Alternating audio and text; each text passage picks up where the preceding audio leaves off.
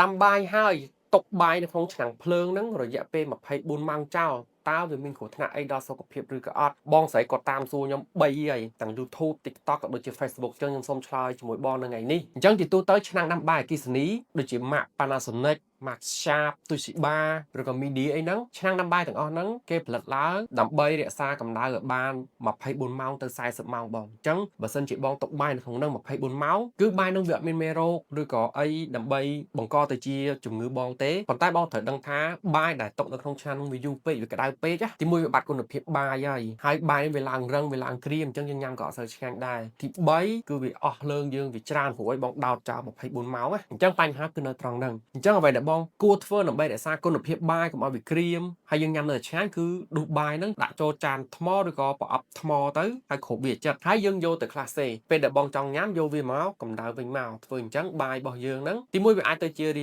resistant stage វាអត់ឡើងជាតិស្ករហើយយើងញ៉ាំនៅតែឆ្ងាញ់ទៀតហើយបងអត់សូវចំណាយលុយទៅលើថ្លៃភ្លើងដោយសារយើងអត់បានដល់ឆ្នាំង24ម៉ោងទេយើងដាក់ទូទឹកកកស្របពេលដែលទូទឹកកកយើងគឺយើងរ៉ាន់24ម៉ោងតែម្ដងអូខេអញ្ចឹងចម្លើយគឺមានតែប៉ុណ្្នឹងឯងសង្ឃឹមថាបងនឹងទទួលបានចំពោះចំណុចនេះហើយអរគុណមែនទែនដែលបានសួរសំណួរមកកាន់ខ្ញុំអរគុណ